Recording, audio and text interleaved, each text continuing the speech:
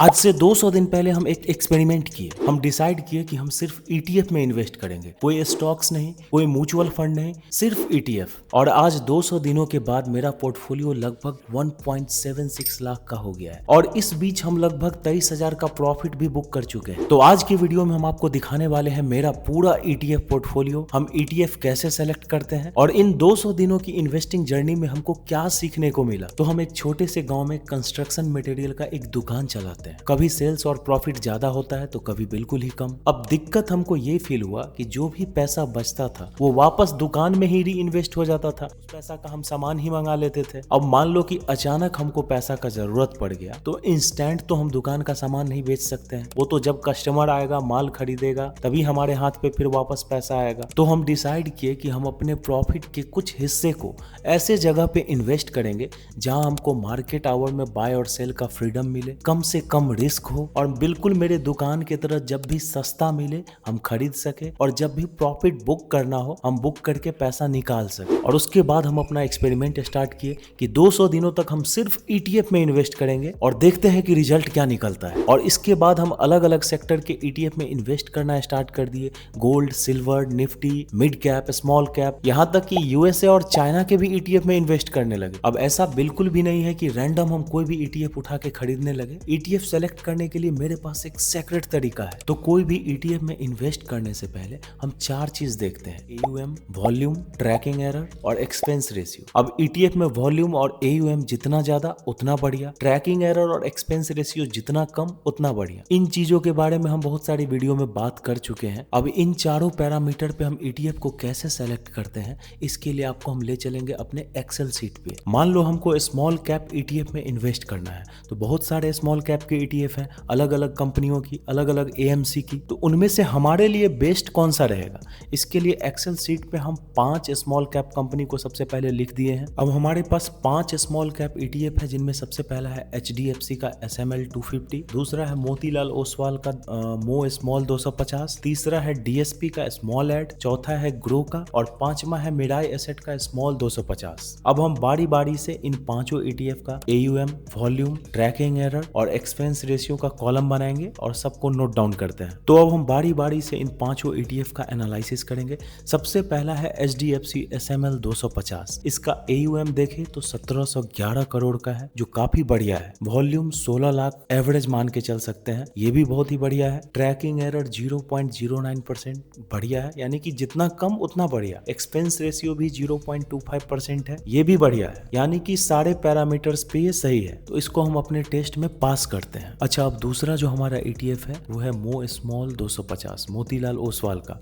इसका एयूएम देखे तो 165 करोड़ का है, कम है लेकिन ठीक है। 100-200 करोड़ के आसपास अगर कोई ईटीएफ है तो उसको सही मान सकते हैं। वॉल्यूम देखे तो वॉल्यूम भी इसका बढ़िया है, लगभग 10 लाख के आसपास है। ट्रैकिंग एरर और एक्सपेंस रेशियो लगभग सेम ही है एचडीएफसी का और मोतीलाल ओसवाल का, तो इसको भी हम अपने टेस्ट में पास करते हैं। अब तीसरा ईटीएफ हमारे पास डीएसपी का है, स्मॉल एड। इसका एयूएम देखे तो मात्र 5 करोड़ का है, वॉल्यूम ठीक है, ट्रैकिंग एरर और एक्सपेंस रेशियो सब कुछ ठीक है, लेकिन एयूएम बहुत ही कम है। 5 करोड़ मींस बहुत ही छोटा ईटीएफ है, तो ये हमारे रिजल्ट में फेल हुआ। अगला ईटीएफ ग्रो का है, इसका भी सेम है, सब कुछ ठीक है, वॉल्यूम भी ठीक है, 2-3 लाख के आसपास है, सही है। ट्रैकिंग एरर, एक्सपेंस रेशियो भी सही है, लेकिन इसका भी एयूएम लगभग 12 करोड़ के आसपास है, बहुत ही छोटा है, तो ये ईटीएफ भी हमारे रिजल्ट में फेल है। अब अगला है मिराई एसेट का स्मॉल 250। इसका भी सेम चीज है, एयूएम बहुत ही कम है, बाद बाकी सब कुछ ओके है, तो ये भी हमारे रिजल्ट में फेल है। तो अब हम क्या करेंगे, हम नीचे से तीनों ईटीएफ को एलिमिनेट कर दिए।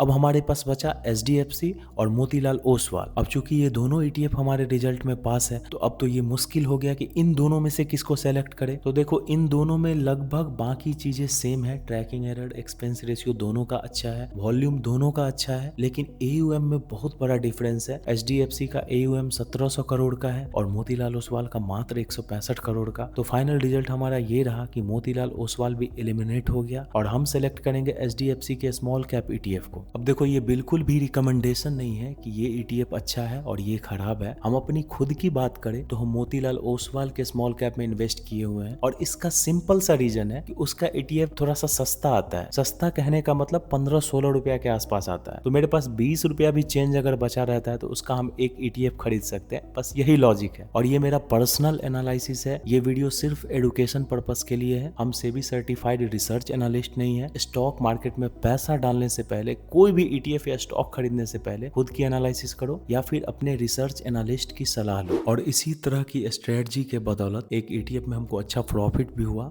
सिल्वर ईटीएफ में हम इन्वेस्ट करके रखे हुए थे जिसमें लगभग 23,000 हमको प्रॉफिट हुआ। जब हम इन्वेस्ट किए थे उस टाइम में सिल्वर का इतना बोलबाला था नहीं, लेकिन उसके बाद अचानक से रैली स्टार्ट हो गया और उसमें ठीक ठाक प्रॉफिट हो गया। तो अब समय आ गया है कि आप लोगों को हम अपना ईटीएफ पोर्टफोलियो दिखाएं। आप देख सकते हैं मेरा टोटल इन्वेस्टमेंट इन 200 दिनों में लगभग 1,76,000 रुपया का है। ठीक है, और फिलहाल तो स्टॉक मार्केट का हाल खराब है, हर दिन मार्केट डाउन ही जा रहा है, इसलिए अभी लॉस में मेरा पोर्टफोलियो दिख रहा है। अब अगर हम ये देखें कि कौन कौन सा ईटीएफ मेरे पोर्टफोलियो में है, तो सिल्वर के लिए मेरे पास टाटा सिल्वर है जो लगभग 19% अप है। गोल्ड के लिए टाटा गोल्ड का ईटीएफ खरीदे हुए हैं, वो भी लगभग 7% अप है। और फार्मा सेक्टर में इन्वेस्ट करने के लिए फार्मा बीज खरीदे हुए हैं, वो भी लगभग 2-2.5% अप है। निफ्टी 50 के लिए मेरे पास निफ्टी बीज है जो लगभग 5% डाउन है। स्मॉल कैप के लिए मो स्मॉल 250 है, वो भी लगभग 8.5% डाउन है। और यूएसए में इन्वेस्ट करने के लिए मेरे पास मॉन 100 है, वो भी लगभग 5% नीचे है। अच्छा, इसके बाद अभी वॉर का सिनेरियो चल रहा है ईरान और इजराइल में, तो डिफेंस का ईटीएफ मेरा अप है लगभग 5% मोर डिफेंस के नाम से। मिड कैप में इन्वेस्ट करने के लिए मेरे पास मिराई एसेट का मिड कैप ईटीएफ है, वो भी लगभग 3% डाउन है। इसके अलावा मेटल का ईटीएफ है, इंफ्रा का है, ये सब सेक्टर ईटीएफ है। चाइना में इन्वेस्ट करने के लिए हैंगसेंग बीज हम खरीद के रखे हुए हैं। रेलवे के लिए ग्रो का रेल है। ईवी सेक्टर में इन्वेस्ट करने के लिए ईवी इंडिया है और बैंक के लिए बैंक बीज। तो अभी पोर्टफोलियो का हालत उतना कुछ खास अच्छा है नहीं, सबका सब रेड है क्योंकि मार्केट तो अभी गिर ही रहा है लगातार वॉर की वजह से, और क्रूड ऑयल का प्राइस इतना ज्यादा बढ़ गया है। अब इंडिया के स्टॉक मार्केट के अलावा हम यूएसए में भी इन्वेस्ट करना स्टार्ट किए हैं अभी रिसेंटली। इंड मनी पे मेरा डीमेट अकाउंट है और यूएसए का पोर्टफोलियो अगर आप चेक करें तो मेरा इन्वेस्टेड वैल्यू लगभग $62 है, $62। और यूएसए में हम कौन सा ईटीएफ खरीदे हैं, इसमें सबसे पहला है मेरा ग्लोबल एक्स का कॉपर ईटीएफ, दूसरा है एसपीडीआर का एनर्जी एंड ऑयल में इन्वेस्ट करने वाला ईटीएफ, तीसरा यूरेनियम का, और चौथा क्रूड ऑयल में इन्वेस्ट करने वाला यूएसओ है, और इसके अलावा फिर प्लेटिनम का ईटीएफ है। यही मेरा होल्डिंग्स है। यूएसए में अभी हम रिसेंटली ही इन्वेस्ट करना स्टार्ट किए हैं, तो यहाँ से अभी रिटर्न का उम्मीद रखना बिल्कुल नाइंसाफी है। और वैसे भी हम रिटर्न के लिए इन्वेस्ट नहीं करते हैं, हमारा इन्वेस्टमेंट अमाउंट हम देखते हैं कि हम कितना रुपया इन्वेस्ट कर चुके हैं, हमको वही देख के खुशी मिलता है। देखो, ईटीएफ में हम जब भी इन्वेस्ट करते हैं तो हमारा व्यू होना चाहिए लॉन्ग टर्म का। मार्केट नीचे जा रहा है तो नेगेटिव रिटर्न मिल रहा है, लेकिन इतना याद रखो, अगर नेगेटिव रिटर्न को आप झेल नहीं सकते स्टॉक मार्केट में तो फिर आप प्रॉफिट कभी भी नहीं कमाने वाले, क्योंकि आपके अंदर कभी इतना पेशेंस होगा ही नहीं कि आप उतना दिन वेट कर सको कि आपका पोर्टफोलियो रेड से ग्रीन में चेंज हो जाए। और मेरा पर्सनल बाइंग स्ट्रेटजी भी बिल्कुल यही रहता है ईटीएफ में।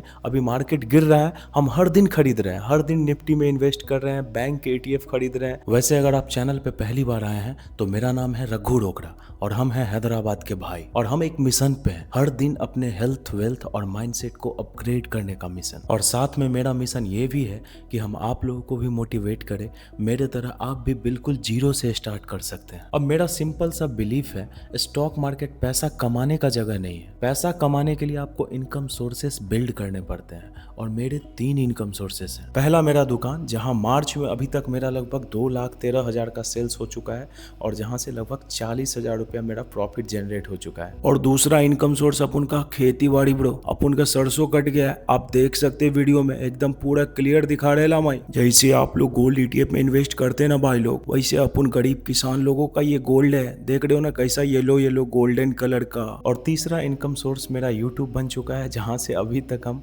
लगभग 5700 रुपया मेरा एस्टिमेटेड रेवेन्यू दिख रहा है जब से चैनल मोनेटाइज हुआ है। अब अपन भाई लोग हैं तो थोड़ा बहुत हफ्ता वसूली भी करता अपन, लेकिन वो इनकम थोड़ा अलग है। अब एक बात अगर आप लोगों को सच बताएं तो रियल वेल्थ अगर आपको क्रिएट करना है तो सबसे पहले हेल्थ पे ध्यान देना होगा। और हेल्थ में हम चल रहे हैं वेट लॉस जर्नी पे।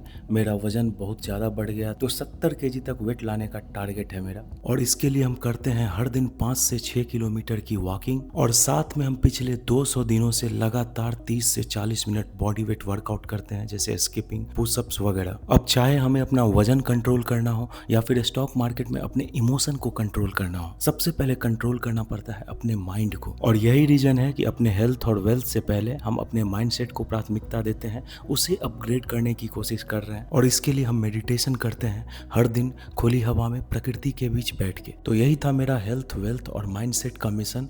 मेरा अगला टारगेट है अपने ईटीएफ पोर्टफोलियो को 2 लाख तक पहुंचाना। देखते हैं इसमें कितना टाइम लगता है, और ये अपडेट भी आप लोगों के साथ साथ हम शेयर करेंगे। वीडियो अच्छी लगी हो और आप भी अपने लाइफ को अपग्रेड करना चाहते हो, जीरो से स्टार्ट करना चाहते हो, तो चैनल को सब्सक्राइब कर लेना, क्योंकि अपन गुंडा है लेकिन अपना भी कुछ वसूल है। अपन यहाँ पे रियल जर्नी की बात करते भाई लोग। टाटा बाय बाय, मिलते अगले वीडियो में।